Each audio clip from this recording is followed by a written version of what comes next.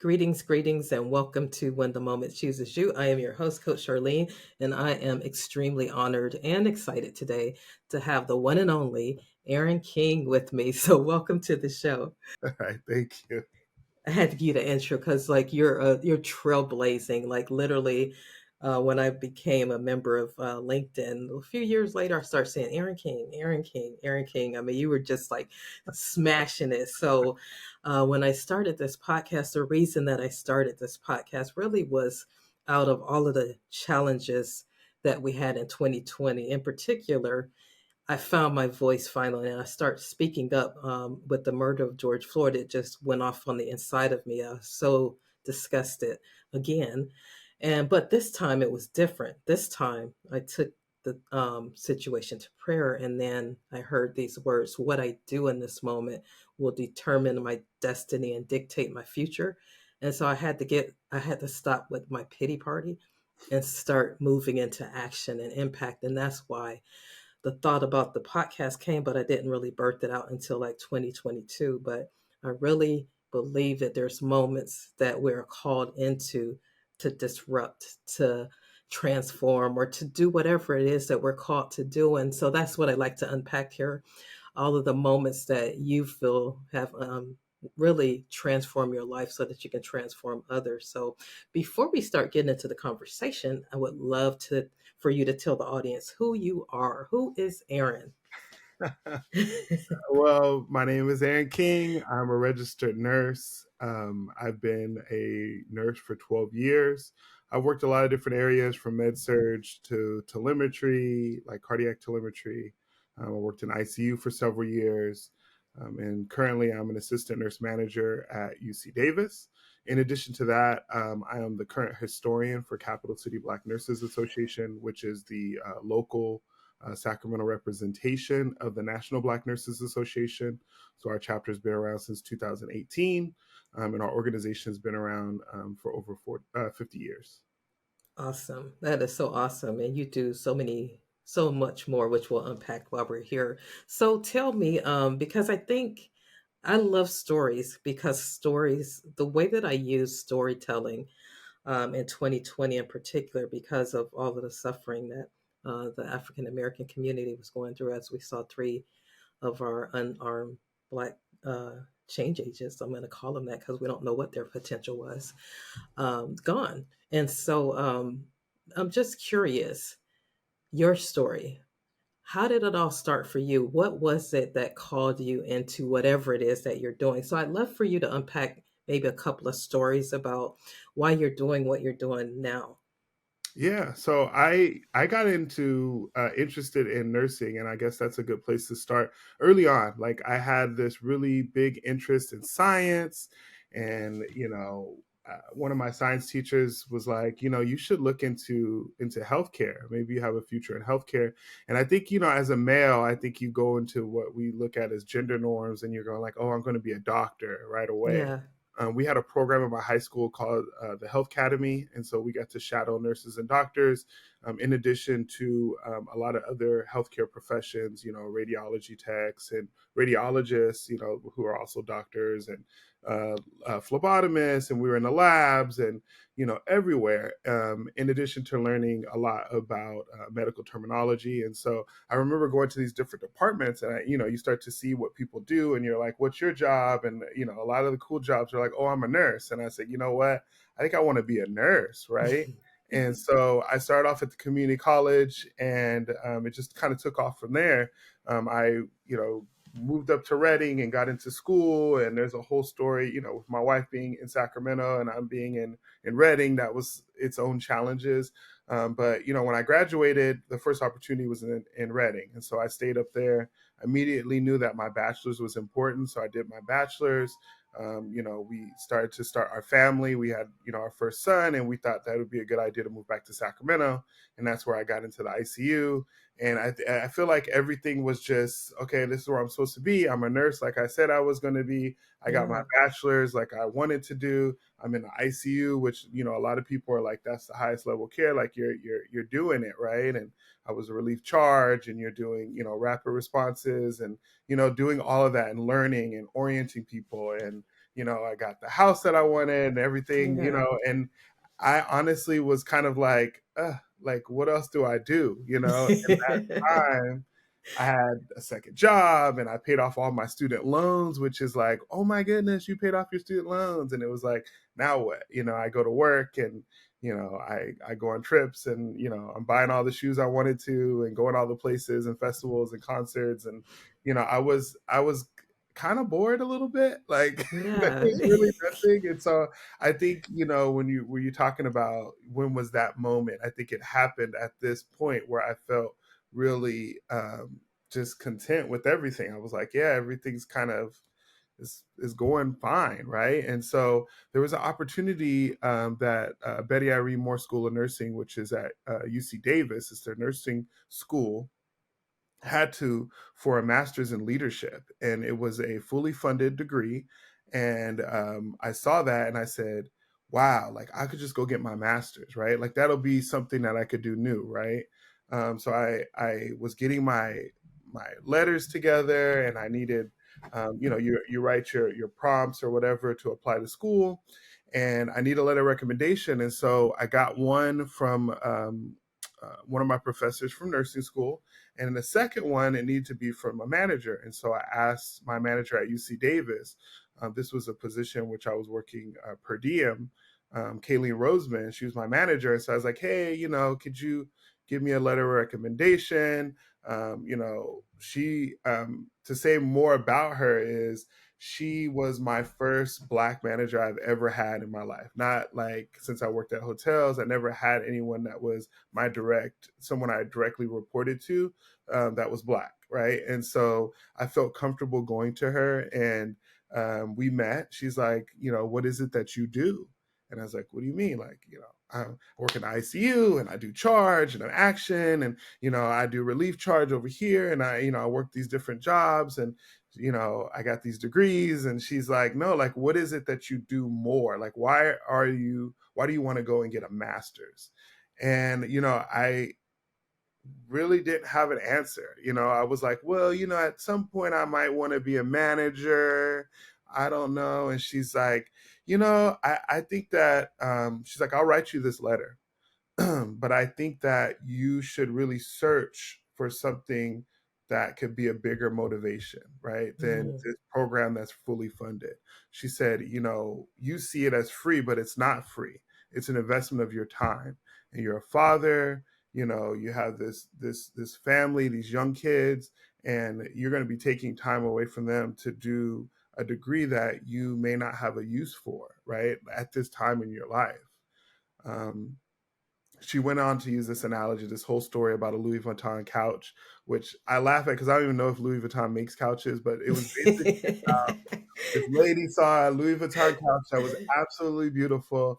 She bought it. She brought it home. It didn't fit in her house. She knew it at the time. So she puts it in her garage. It's years and years and years. It sits there. And so I think that was kind of like the analogy for my degree. At the time, I yeah. didn't have a use for it.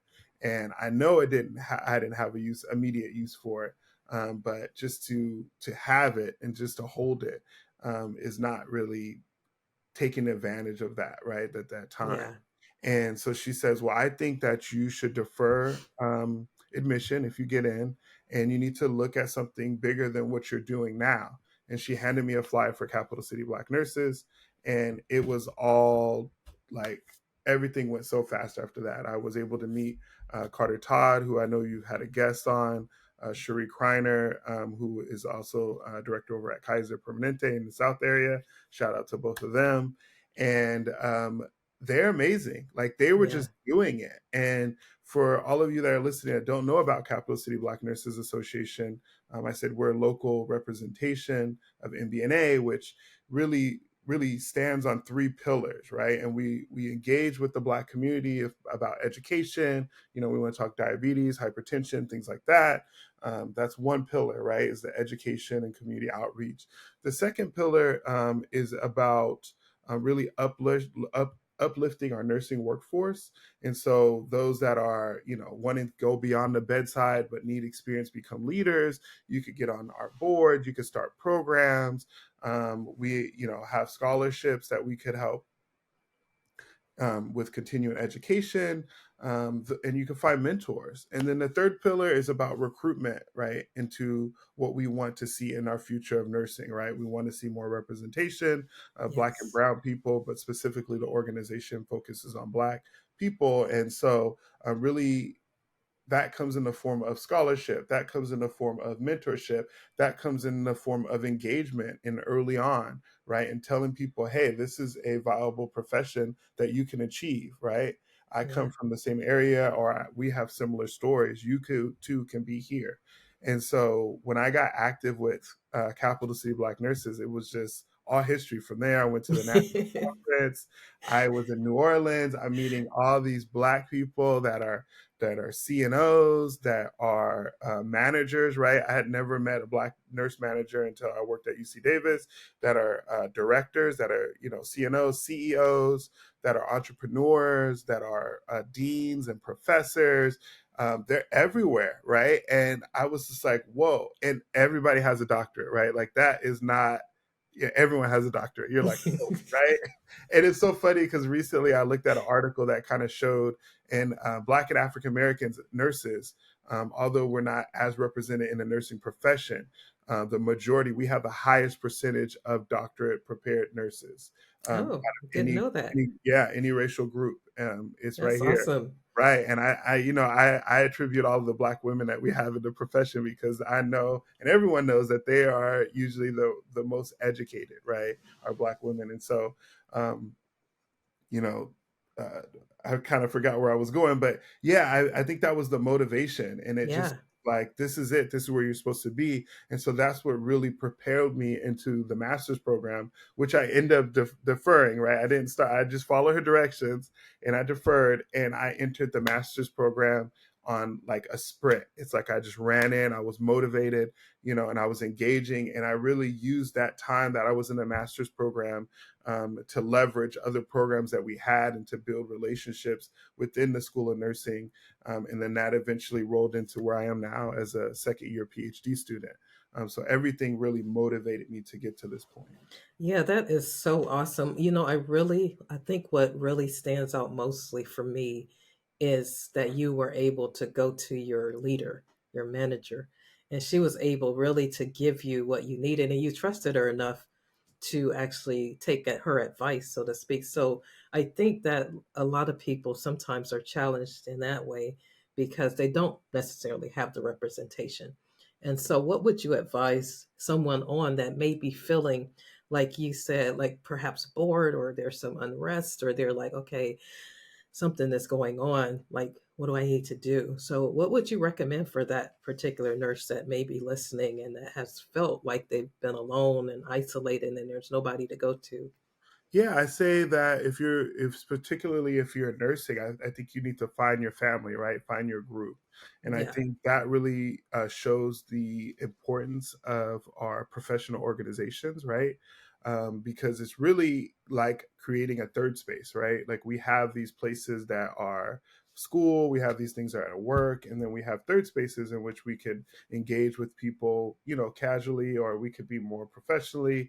But looking at Capital City Black Nurses, for example, I feel like that's a third space. And so all these other nursing organizations, whether it's critical care nurses, or it's pediatric nurse practitioners, our oncology groups, um, and then we have, other affinity groups like the Filipino nurses, the Yes. Hispanic nurses, the Hmong nurses. These are all areas in which you can find community, right, outside of work. These are places where you could find connections, mentors. You could grab some mentees, places where you can engage, where people like know your experience, but don't necessarily work with you. Because I think that's where it gets kind of messy sometimes, right? Like, I Yeah. could talk to my wife about, a lot of things, but she's not a nurse, so she doesn't really understand when I talk about nursing. And at work, I could talk to plenty of people that I work with that understand nursing, but they don't really understand my experience as not only being Black, but also being a male. And so Yes. going to a place like Capital City where I could engage with people like Fred Stevens, who's a Black male nurse leader, Carter Todd, who's a Black male nurse leader, John Davis, all these other Black men that within my chapter. And then on the national reach, like, we have so many, like, our national president for MBNA is a Black male, right? Sheldon Fields, Dr. Sheldon Fields. And so I can engage with him. I have lots of brothers and sisters like all over that I feel that although we spent very little time physically together, they are just a text message away. And so you Yeah. really build out community outside of your organization, outside of your city, outside of your state, right? And so really be able to reach over to, my friends in the Greater New York chapter, reaching out to my mentors that I have just in various states at various organizations that are in various roles that I could just lean on with, hey, I'm struggling with this, or just to get feedback on this journey, I think is where you can really find the support. Okay, great. I think that's an awesome answer because I know even with me, through my nursing journey, it was a lonely road. I have to be straight up honest because I was in San Francisco initially, and I think I was one out of 250 nurses that were the Black nurses that were there. So it was like so isolating. And at the time, I didn't really know about Black Nurses Association yet. And then when I found out, I just literally joined like this year, and I've been in the profession for 23 years, and I am seeing what I was missing in such a big way. I mean, I'm still doing things to make changing lives and doing all of that. But then when I went to that first event that I met you in person at, was the scholarship event, it was so powerful to see what we are doing. And so that just was like, okay, I am, for the rest of my career, I want to be a part of this movement that we need so desperately. And I love the fact that you go into the community. So I'm wondering if you can tell us a little bit more about what you do in the community. So yeah, I mean, I think it started in really in undergrad. I had an opportunity to work with a program in Reading that was actually a national program that looked at engagement around hypertension and diabetes for Black men by way of the barbershop. And so that was the first time that I ever got engaged in like community work. And Hmm. so this program, so historically since the 80s, we've had barbershop programs that really target Black men. It started with faith-based initiatives that really looked at how can we reach Black people, so they went through the church. But for Black men specifically, they found that barbershops was a perfect venue in Mm. which we could really find Black men. It was a trusted space. And if you work with the barbers, who many of us trust, then you could reach the men that come in as clients. And so I had my opportunity to do that in Reading. And so it was great. I mean, we did a whole day at a barbershop and, I really liked it. And, I kind of left that behind as I started my career and started to try to figure out what I could do as a nurse and try to learn. You're new to a profession, you're new to a organization. And so, when my different organizations, my different roles, and then finally I get into the ICU and you need to reset and get comfortable again. And how is it to work with another organization and learning all the rules? And I kind of forgot like community work. And so that's why I was so grateful for Kayleen to kind of push me back in that direction. And so when I came into Capital City, I had that conversation with Carter, who was also in that same wheelhouse. He's like, yeah, I've been wanting to do a barbershop program. And so we started off launching what eventually turned into the Barbershop Health Talks. We want to do a barbershop initiative program, but we had everything kind of planned out. We had speakers. We wanted to do it almost like a Black men's health fair. And what eventually happened was COVID-19, right? And so that Yeah. really shut down how um, the opportunity gather, right? And so how do we gather? How do we have this health fair in a time where we're supposed to social distance, right? We're healthcare Right. professionals. And so we had a woe is me party where we were sitting outside in the rain and with tears and right. And finally we were like, you know what, let's do it virtually.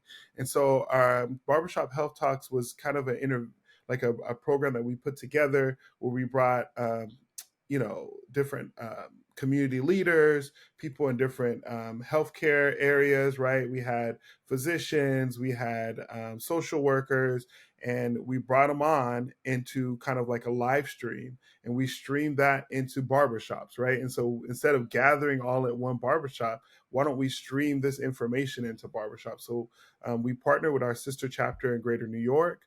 We have some good friends that we work with there, Dr. Julius Johnson and Josie, and we partnered with them to share the stream. And so half of the stream was in California and the other half was in New York. And so we would switch back and forth, and they would do like casual conversations with guests and talking about anything: hypertension, diabetes, manhood, fatherhood, everything. That's awesome. And so that ended up being really, it was really well received. And we were able to collect some survey data in the barbershops in which we streamed here in Sacramento. And many men really complimented on like the casualness of the conversation.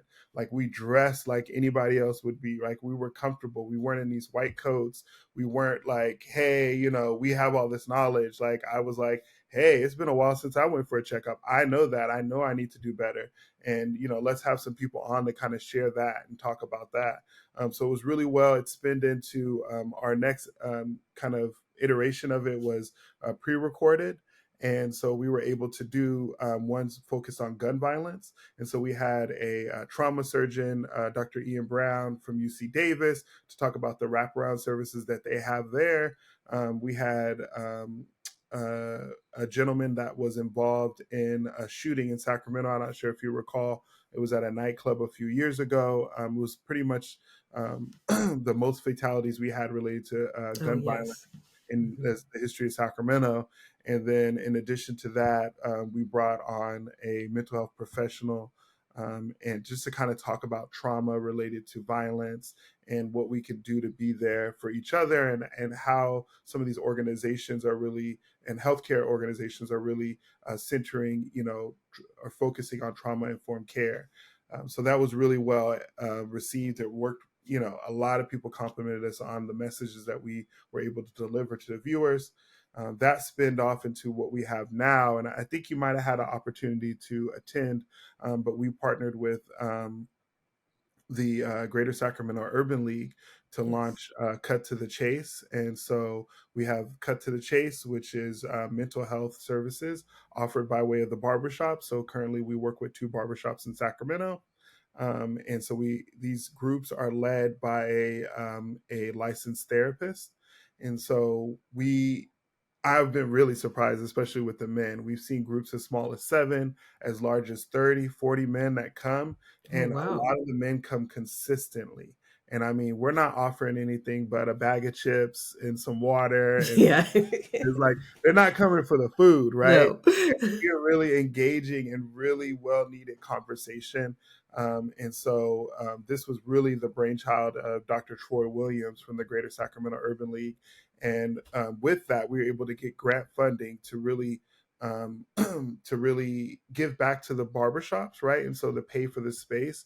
But in addition to that, provide one-on-one therapy opportunities, right? And so we're not just going to go in these barbershops and start ripping off band-aids, from Right. men, but we need to, like, hey, we understand like these are opportunities to engage with one-on-one with licensed therapists. And so that's been really great, and it's been changing for me because I didn't think I needed that. Right here I am thinking I'm delivering this service and things to the community, and I was sitting in the first session. I was like, I kind of need some of this therapy. Let's talk Yes. about this, right? I need a little of it on myself, right? Well, And and I so, think that's what's so beautiful about it, Aaron, because I mean, I know in my family, um, the guys, they don't like talk about stuff. right. You have to push them to go get their medical screenings and stuff like that. And so I hear such a trust that was built in that community that they were able to share from their core some of the stuff that they will never talk about with anybody else. So I think being able to establish a community like that is so profound, and then to have a therapist there too, that's Mhm. so powerful and so needed, especially in our community and all of the different things that we've dealt with for so long, and we carry all of that trauma along with us on our way. So I love that. That is so amazing. Great Yeah, job. it's been amazing, and I think going back to that, I think that culturally within the Black community, right, we've had so much, you know, I don't even know what to call the relationship. It has not been a really great relationship that Black Americans have had with healthcare, right? It's been very Absolutely. abusive, right? I think a lot of the knowledge that we've gained about healthcare and like their bodies have been used in science, and many of the I don't want to get into details, but as for a long time we've just been you know at the mercy of healthcare, right? And I think Absolutely. um, we don't trust, right? I have my grandmother who passed away a couple years at 106, and she did not like the doctors. Like she was not big fan of that. And just because of historically what's happened to family, what you witnessed, what you've heard, right? And Yeah, those are the people absolutely. that we trust the most. And then I think speaking more specifically to the mental health in the U.S. as far as for Black Americans, there's a book I've been reading, Protest Psychosis, and it's all about um, knowing about people that were civil rights leaders that were locked up because they were Yes. protesting, their current conditions. And they were so just being labeled as having, mental illness is also bad. And then specifically for men, I mean, we look at what society tells us, right?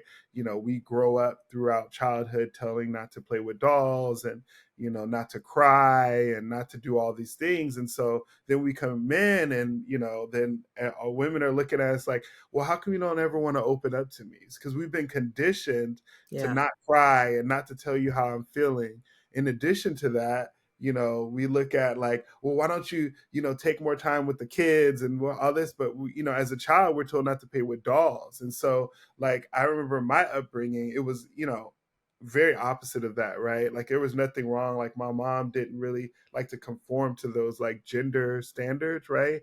And I'm not sure where that all came from, but with my kids, I let them just be what you want to be and express yourself and talk to me, and let's have conversations and talk about it. And I think that's what's going to help us be able to express how we're feeling and be able to seek mental health services and really focus on mental wellness as we grow up, things that are good for us, right, mentally. And so the barbershop program has been really good. We launched into the Crown Edition in January, so we're at 2 beauty salons, and so that's just one program that we've really been working on through Capital City Black Nurses, and that's one program that I've been so excited to help lead on behalf of my chapter. In addition to that, I think you got to go to. I'm not sure if you went to Breaking Down Barriers, but I know Not you're. yet. I'm headed that way.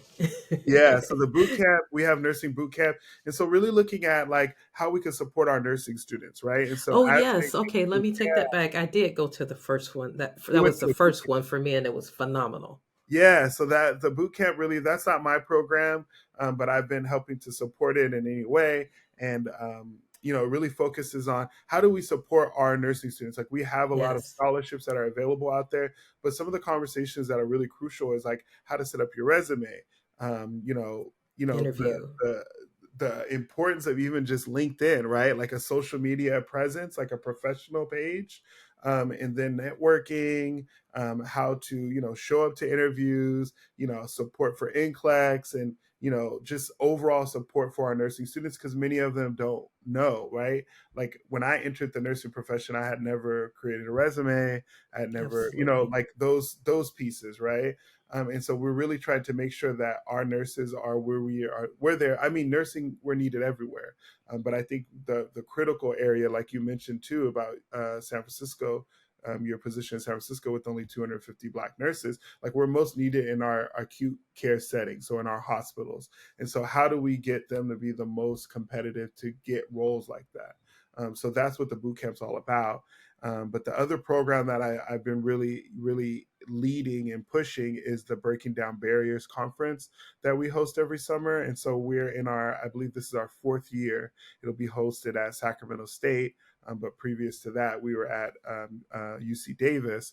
And so that program really targets students in their pre nursing area of their Hmm. education. And so, if I was to make, if I was to estimate, I believe that we lose our most of our nursing in the journey to nursing. I think we lose most of our students at that pre-nursing stage, right, when they're Hmm. getting their prerequisites, Right. because they just don't people don't it's not very easy, right? We have, accelerated bachelor's, associate's programs, master's entries programs. Like, there's all these programs and people get really confused with what's prereqs. And so what we did is we have a conference that really focuses on bringing resources to one place. So we invited local nursing student schools. I believe we had 17 there. We bring in nursing students to share about their journey, current nursing students. And then in addition to that, we bring people that are working in different areas of nursing, right? Not just bedside, but Right. those that are working in education, those that are working in research, those that are working in leadership, to show the different roles that are possible. So this That's great. program, Breaking Down Barriers, is in collaboration with the Filipino Nurses Association, the Hmong Nurses Association, and the Hispanic Nurses Association, because ultimately those organizations, we have the same goal, is to see Yes. more representation and to help our students. So why not combine our efforts? And so this is Absolutely. something that we've been doing for the last 4 years. And I mean, it's been great. We see upwards to, I think we're expecting about 120 students this year, and we'd like to see it get bigger, right? But we'll Absolutely. continue to work. So those are my two major programs that I do at Capital City Black Nurses. I think, really working on how is it that we could continue to be innovative, right? And Yes. so, for instance, in the barbershop program, we started these medical moments where we're having healthcare discussions at the beginning of the group therapy to talk about kidney health, to talk about health, heart health, brain health, why we have these men in one place. And with breaking down barriers, we continue to be innovative by thinking like, where can we go from here? Is there an opportunity to offer scholarships, right? We're doing panels. We're trying to make sure that people are more connected. So it's not like a flash in the pan, but people are able to really figure out and connect with mentors. And then also having the schools there where you could actually talk to the program leaders that could talk Yeah. about and tell them about their program. So that's really what it's about, is creating programs and then continuing to be innovative. Yeah, that's so amazing. I'm wondering, Aaron, because I don't know the full scope of everything yet, but is there something there for like targeting our really young, our babies, I call them, but like maybe middle school, teens? Is there any programs like that to go into schools yet, just to show them that, hey, nursing is an option, and you know what I mean? So yeah, I've been working closely with the Shines program. So that's a program out of the Betty Irene Moore School of Nursing. It's led by Dr. Kapiri Ackerman Barger, who is one of my mentors and has been the chair for my thesis dissertation, and also or excuse me, my master's thesis, and also my doctorate dissertation. And then also soon to be Dr. Patricia Yes. Fernandez, who's the assistant director for that program, and she's actually in my she's the assistant director for Shine's program, but she's also in currently in my PhD program. And Okay. so their program really focuses on it's a 2 week immersive program for high school students, and they show them all kinds of different areas of nursing, in addition to stop the bleed training, Okay. CPR training. Yes. They do some time in the simulation lab. So it's really about engaging them into the nursing profession and showing them like what nursing school is about. In addition to that, they have gotten grant funding, so they're actually able to pay the students to be in the programs, which is great, right, for high Yeah, school students. that's So super they're awesome. seniors, some are like entering freshmen into college, and so to really show them and connect them with different things. And I mean, we focus on all kinds of resume building, so it's almost like breaking down barriers, and our boot camp is kind of squeezed in there too, and we have Yeah. representation from all the nursing organizations that I mentioned earlier. And so in addition to that, I think on a national level, they've launched the Mini Nurse Academy. I don't know if you've had Yes, I time to saw look at that. that. Yeah, and so we're looking to launch that program in Sacramento also, where we work with fourth graders. Yes, Um, I love that. I'm going to be yeah, a part of yeah. that. Hey, you know what? Just dynamic. That's all I can say. That's why I had to reach out to you because you're doing so much. You talked about barriers. Let's deep dive into barriers just a little bit. Um, what type of barriers did you face? I know you already spoke out that, being a male nurse, being black and then a male nurse, but what types of barriers did you face as you came through your journey so far? So I think, I mean, when we look at early on, a lot of the high schools, I think mine in particular, that wasn't really a big conversation like that we had about college. I mean, we got to go in and look at the application process, right? And I remember applying to Sac State and American River, and I think I also applied to Humboldt. But to be 100% honest, like I don't know. Maybe I might be in a very minority group, but I didn't know college costs money. I swear to you, I was like, we gotta pay for this? Like, how much is this, Okay, it right? shouldn't.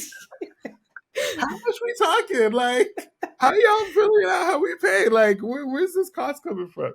And so I didn't know we had to, we had to pay for it. And then in addition to that, there were so many like financial barriers. I didn't know Yes. how to get financial aid or like scholarships. Those weren't conversations that were being had with me. And so I remember I really wanted to go Humboldt State, which is way up north in Eureka. And I remember the letters coming and it was like, how are you going to pay? Like, you need your first payment to start the program, and these are Yeah. the dorms, this is the cost. And I sat down with my mom and I was like, I need help with this FAFSA, I need help paying. She's like, I don't know how to do that. And Hmm. like, I was just like, what? And so I think the first barrier that came was financial, right? And so I Absolutely. think that's where the power of community colleges come in, right? And so to apply to a community college, not to say that it was a less of an option. Actually, it was probably the most feasible option for me, is to Yeah. go into community college and not come in with this huge debt, but to go into community college and be able to take classes. The one thing that I know there, sometimes people get sidetracked, right? Like, you're Absolutely. in a community college environment, you're in many classes with adults, like people that have whole lives, right? You're not in there with people that are young peers, right? It's usually like adults, it's really different ages. And so I think one of the biggest barriers that I look at, I think, is just understanding the financial piece to that. Yeah. How much cost is school cost? How do I get money for school? In addition to that, just direction, right? I remember going to a counselor and telling her I wanted to do nursing. She didn't really have answers to my question. And this is a counselor at a school that has a nursing program. And Oh, she didn't really wow. know like about the prereqs or transfers to Sac State as far as like nursing. And so I had to really take it take my own education journey, right? And champion that, right? I couldn't lean Yes. on anyone. And so be able to just do that, and I know not everyone is has that support or able to do that. And so I literally printed out like the prereqs and I went line by line and just crossed things out of what I needed, right? And so those are some of the barriers, I think, is the guidance, right? I didn't know any nursing students, I didn't know any nurses, no one could really tell me. So I think I lacked a little bit of mentorship in that area. Yeah. And then in addition, you just get used to being the only one, right? So it's like, as the classes, the prereqs go further and further, and you start to get in these higher level science classes, you start to see less people that look like you, right? And so Right. really looking at like, where's your community? And then that rolled over into the nursing program. So when I started over at my college up in Reading, I was the only black student in the whole building, not just in Oh, my, wow. but the whole building. And so, just looking and finding community, right? Yeah. Connecting with people. And there's a lot of other things that you have to overcome in that area, as far as like microaggressions and, just, I think, your own inner, I don't want to call them inner demons, but, we fight against, Yeah. we don't want to really feed into any negative stereotypes that come. I think they call it a stereotype threat. And so, like, being Yes. the black student, I didn't want to be the last person. I didn't want to be middle of the pack. I needed to be higher in the pack. So you end up working yourself harder so that Yep. you can achieve more, right? Late nights, early mornings, like pushing, because you don't want people to say, well, yeah, we expected him to have the lowest grade, or we expected him to be, right? That kind of thing. Like you wanted to work Exactly. harder. And so I think those are some of the challenges that I faced along the way. Um, more like that were more like on me, right? That was more of the challenges for me. So Yeah, I think that's really great because that was one of my big ones, the financial piece. And I actually decided to go to the ball one day. I was in high school because I knew we didn't have the money for school. And I saw the sign and it said $25,000 Army College Fund. And guess what? I signed up and I joined the Army because I was like, okay, I got to get this education going. And so I was able to use the military as a resource to get my education started. So I do think that's a big barrier because sometimes people are asking, well, why aren't more blacks going into nursing? But that's a big deal when you have to work two jobs, three jobs just to take care of your family, and then I want to go to school too. So totally good. So thank you for unpacking that. I'm gonna just go right into some wisdom gems from you because I know our time is up. We could talk for a long time because you have so much going on, and I hope you come back and finish sharing because I know you have way more than what you're saying. But give me three wisdom gems, and then I'm gonna just have you share a little bit of what you're doing right now. so wisdom gems. Yeah, it's I should say it'll soon be Dr. King's three wisdom gems. I think that really championing your own journey, right? And taking, Mm, I think that was the one thing that I've that's learned early good. on is really championing your own journey. And I tell that to actually patients too when they talk about their health. Well, I go to the doctor and the doctor told me to take this pill. And it's like, okay, well, are you taking your blood pressure at home?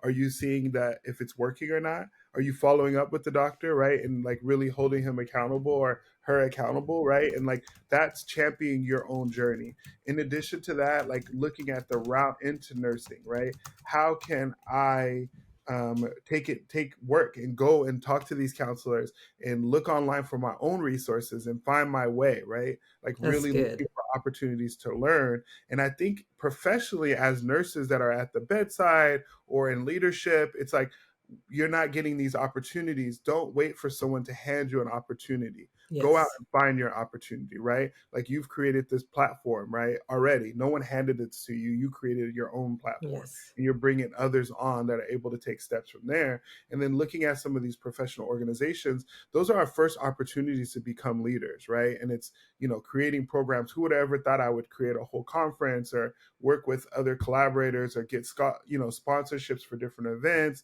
and take leadership roles that would help me along my journey to becoming, a nurse leader, uh, Yes. in the title role of a nurse leader. But unofficially or however you want to see it, I am a nurse leader, right? No one has to give me Absolutely. that title. And so I think that is one of the biggest gems that I have to give.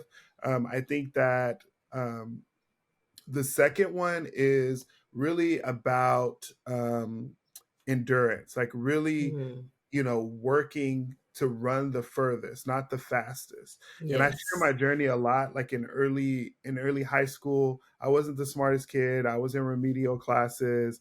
Like I was way below in reading, way below in writing, and all of that. Who would have ever thought that I would go to college, let alone be in a PhD program, right? But Yeah. I just kept on, right? I kept pushing, right? There's probably a better word that I can't think of it right now, No, but but that's good. I but get you. We feel that's you. where it is. Like there was other kids that were a lot smarter than me that I just hung in a lot harder, a lot longer, and I run and keep my pace. And so it's not all about going there the fastest. It's staying on and being consistent. And That's so that's good. what's really gotten me to where I am. And then I think that mentorship. I think mentorship is the biggest thing that a lot of people don't look at. Is everybody wants to be self-made, right? They want Yeah. to, it's like, do it themselves, right? But we have so many resources out there, not just the internet, but there's also so many connections that you can make professionally, through LinkedIn, through people that work with you, or connections within your networks, friends of friends that can really show you the way, right? You want to start a t-shirt company, why don't you talk to someone that has a t-shirt company, right? That could tell you not only like some of the little pearls of what to do, but also tell you the things to avoid. I think that has been the best, is for people to share their failures with you so you can really learn from their mistakes. In addition, you could see it's not going to be all, rainbows and butterflies all the time. Right. That sometimes you're going to have failure, but you see this person where they are and know that they've overcome those challenges. So I think that's the biggest thing too, is mentorship. Yeah, well, so powerful. It was so awesome having you on the program. I'd just like to give you an opportunity, anything that you want to highlight. The conference Shift. I saw you in Shift. That was the bomb. I'm watching all of those little episodes come out. So, can tell us about that, and then how someone can get in touch with you if you're okay with that. Yeah, yeah. So I had the opportunity to be a part of a documentary that was put together by Shift Nursing and funded by the Robert Wood Johnson Foundation. It was just awesome, awesome, awesome to be a part of it. And it was really focusing on health equity and equity minded nurses. And there were so many nurses that were in that film. Dr. Lucinda Canty, Dr. Monica McLemore, Kim Kim. I'm trying to think of all the people that were in there. Jan I know Steve Garcia. China, yeah, Dr. Jan Marie Garcia, Nicole Vance. I'm trying to. Awesome. There was so many different It people. is the bomb. That's Just, all I got to say. You just just need to to share, subscribe to the YouTube channel. their journey. And so Yeah. I had the opportunity to actually fly to DC. I think that was last weekend, and I went to DC for the premiere. So it's an hour long film. That oh yeah, Dr. Ernest Grant, who is the immediate past Yes. president of ANA, he was also in there. And I got to go for the premiere, and it's really talking about barriers that exist in nursing and how people can really advocate for change in healthcare, and really looking on like what allyship looks like, right? And I think Hmm. that a lot of people don't think they're capable of being, advocates in healthcare, being advocates from, where they are, whether they're at the bedside or where they are in their career. But these voices are needed, right? All Yeah. voices are needed, right? It's the documentary is called Everyone's Work, and that's what it is. It's everyone's work. It's not just the LGBTQ community or the Black community or the Hispanic community fighting for their own, but we need all the voices to speak up, and to speak up in every way. Whether it's at the individual conversations or supporting others, that and saying, I hear you, I see you, how can I help you, what can I do. So that's really what it's about, is these crucial conversations of working, right, working towards, and not just calling out, but calling in and telling people like, that's not appropriate, this will not be tolerated, Absolutely. right? And so there's lots of things that could be done. And I think that a lot of the initiatives that we've seen popped up as far as DEI has kind of been, it's been a little bit of like lipstick work, right? And so what really needs to do is we need to hold organizations and institutes accountable for these disparities that we see in the Absolutely. healthcare that is provided to certain communities.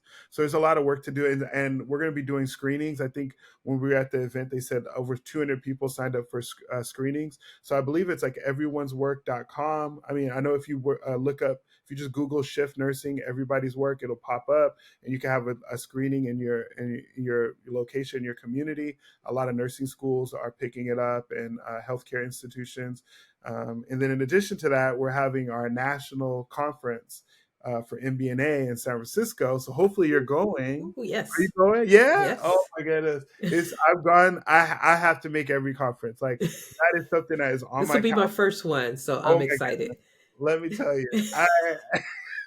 It is so fun. It is so great. It is the energy. Everyone's so welcoming. You think you've been going there for years. Everyone's like, hey, where are you Yeah. from? And they want to talk to you and meet you. And you get to meet all these nurses that you like. I've only followed most of these people on LinkedIn before. And I've just like, oh my goodness, I'm getting to meet you in person. And you're like Yeah. having an actual conversation that's, and you want to sit down and learn more about me. And like, I have Yeah. questions, and everyone's, yeah, I've gone to New Orleans, Atlanta, Chicago, and now we'll be in San Francisco Yeah, I in can't the third week wait. of July.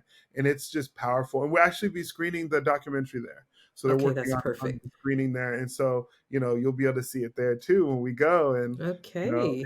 it's amazing. It Well, is. it is, and I'm gonna make sure I put in the description. I'll make sure I put all of the different links that people can tap in and to register for the conference, as well as to connect in with Shift. So I am so proud and so thankful for all of the work that you're doing, Aaron. It's just really blesses my soul. Your little segment on YouTube, I had to like hurry up and find some tissue because it was off the hook. I was like, oh my God, this is what was beautiful about it is I love when men can be authentic and real because that's what hits when you can be authentic and real. And I thought your session was, I mean, that little clip was like, oh my God, this is so profound and so healing at the Mhm. same time. I really believe that this is everybody's work. It's so powerful what you guys are doing, and I am so glad that you're one of the ones that's being featured because it is profound. As I'm listening, because they pop up and you get to hear little clips, and it's so powerful. And to hear everybody's story is so inspirational, transformative, and all of that, and then some. Yeah, So and I'm thank you just for one. that. I'm just one of so many stories. Yeah, We sat there and got to watch the whole film live. I mean, there's so many powerful stories of people telling about their lives, and I mean, I couldn't help but just tear up, like hearing yeah, these stories for the first time, because as the project rolled out, I had no idea who was going to be in the film, right? Until you're seeing the trailer, and you're like, oh my goodness, this person's in there. yeah, Everyone's just sharing their stories, and it is just so touching, right, to share. yeah, And I think going back to my segment, and I really, and I'm sure you'll post a link to it, but yeah, I'm just really being authentic and saying, like, all those things that I shared, all those gems that I shared about all the work that you could do, a little bit of it has to do, and I said it was luck, because it's you're falling into the space of these other people that are going to help you along the way. And that's so powerful, not yeah, only the mentorship but the sponsorship. And I think a lot of yes, people don't go to that, right? We look about, like, how far can I go, right? And I think there's people say, you want to go somewhere fast, you go alone. If you want to go somewhere far, you take someone with you, right? You yeah, go with others. And I think that's what has been really the blessing that I've had, is to connect with people like Cherie Kreiner and Carter Todd, yes, Dr. Kapir Ackerman Barger, Dr. Jan Marie Garcia, Kayleen Roseman, like all these people along the way. And there's so many more people that I've met, across the nation, that have just really been that extra step to put down for you to take another, right? They put down a stone so you could take another step further. And I think that that's what is needed. And that's why I say it's so powerful. Like, and that's the work that I do, whether I'm talking to EVS workers, or I'm talking to nursing students, or I'm talking to nurses further in there. Like, how can I be of help to you? yeah, Because that's what I want. Because there's been so many people that have helped me. And if I could just absolutely. give you encouraging words, that's what it is. But if I could open a door or unlock a door for you, I'll do it. Just let Yeah, me know how I can be of assistance. such a blessing. Thank you so much, Aaron. And is there any way that people can get in touch with you, or should I put your LinkedIn link Yeah, down you can there? drop my LinkedIn in there. I think that's the best way Okay, to be in touch with me. And yeah, I connect with people, but I could also put my email address there, okay, where people can reach out. But I think LinkedIn is slide, like as they say, slide in those DMs. Like, I always respond to direct messages. If I could connect with you, meet with 30-minute session, hour session, I'm always willing. well, So thank you. Thank you for being such a trailblazer. And thank you for being When the Moment Chooses You. I'm really honored to have you here and just to really get your message out there even more. So thank you again, and I hope to see you soon. thank you so much for having me. It's been a blessing. I want to thank you for tuning in to another inspiring episode of When the Moment Chooses You. I'm your host, Coach Charlene, and it's been an absolute pleasure. Each journey we've shared today is a reminder that when the moment chooses you, the possibilities are endless.